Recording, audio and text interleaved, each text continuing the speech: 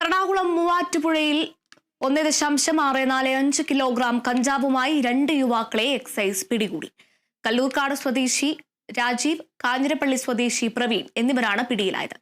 രാജീവിന്റെ ഏനാനല്ലൂർ കടുക്കഞ്ചിറയിലെ വീട്ടിൽ നിന്നുമാണ് കഞ്ചാവ് പിടികൂടിയത്. ഉത്തർപ്രദേശ് സ്വദേശിയായ ബുർഹാൻ എന്നയാളിൽ നിന്നും കഞ്ചാവ് മൊത്തമായി എത്തിച്ച് കേരളത്തിലെ വിവിധ സ്ഥലങ്ങളിലും മൊത്തമായും ചില്ലറയായും വിൽപ്പന നടത്തുന്നതാണ് ഇവരുടെ രീതി.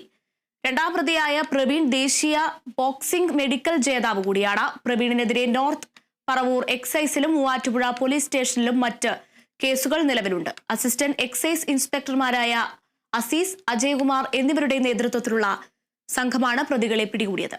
പ്രതികളെ കോടതിയിൽ ഹാജരാക്കി. മൂവാറ്റുപുഴ ഏനാനല്ലൂർ കടുക്കാഞ്ചിറ ഭാഗത്തു നിന്നും ഒരു വെണ്ടറയിൽ വീട്ടിൽ രാജീവ് എന്ന താമസിക്കുന്ന വീട്ടിൽ നിന്നും 1.645 കിലോഗ്രാം കഞ്ചാവ് പിടികൂടിയിട്ടുള്ളതാണ്. ഈ കഞ്ചാവ് കൈകാര്യം ചെയ്തുകൊണ്ടിരുന്ന രാജീവ് അയാളുടെ സുഹൃത്തായിട്ടുള്ള ഒരു ബോക്സർ പ്രവീൺ എന്നറിയപ്പെടുന്ന പ്രവീൺ, അയാൾ കാഞ്ഞിരപ്പള്ളി കരിനിലം സ്വദേശിയാണ്. ഇരുവരെയും ഇന്നലെ ഈ കേസിൽ അറസ്റ്റ് ചെയ്തിട്ടുണ്ട്. ഇരുവരെയും ഇന്ന് നടപടി പൂർത്തിയായ ശേഷം കോടതിയിൽ ഹാജരാക്കുന്നതാണ്.